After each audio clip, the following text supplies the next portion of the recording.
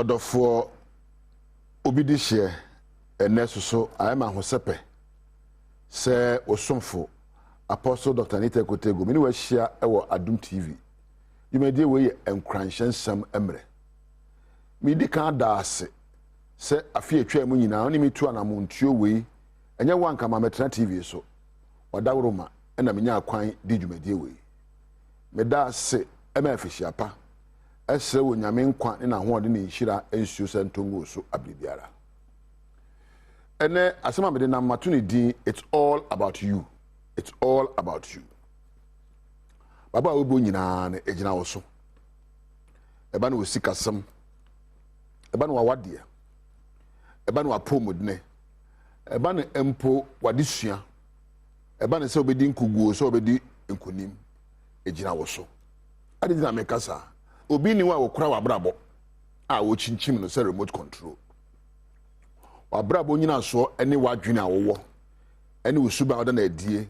Ene kasa o ka kire ho otim ene ne aka kire ho so obeyo ne wonyo me edu baabi no na abrabo mu ayedine ama me. There were times life seemed very tough and I struggled to make things calm.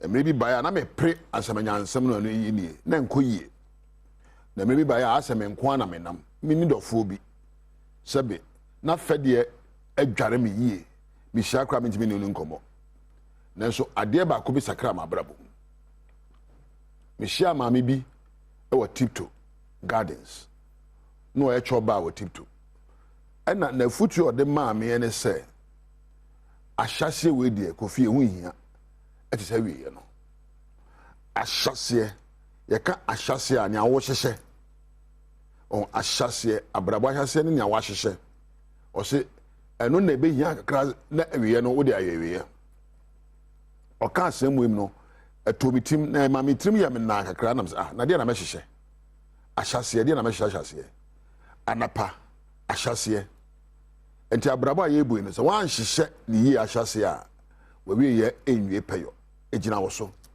asa obesi dan fapima obebo na be kire dan no se da be si na afa obo single room fapima ontimi si double room and obo self contained fapima ontimi go si se be abrosan ehia enyina so enti fapima obebo na ahyase no ene be kire wabrabo awie afi we susu ahyase ede ne fapima wo bo ama ho ede enioma na wo yo awa adwen osese anioma na betimi ekenya awa akọ ani ede enioma na ese wo jamu wo de wankasa bu kompo because me say abrabo no etoje wankasa enti enioma bi wo wankasa wo bu kompo he wa abrabo mu a utimi se ne wo ya wa wonim obi ani wa ya adefon na adeboni a wonim se de oya nenye ne mo ahohyeso e na aka ye enti wankasa bu kompo na he abrabo mu na bisa ho se ensembe na mitimika ensembe enioma be na metimi yo ya emmo ama brabo ahyase yedie sesa ahyase no hia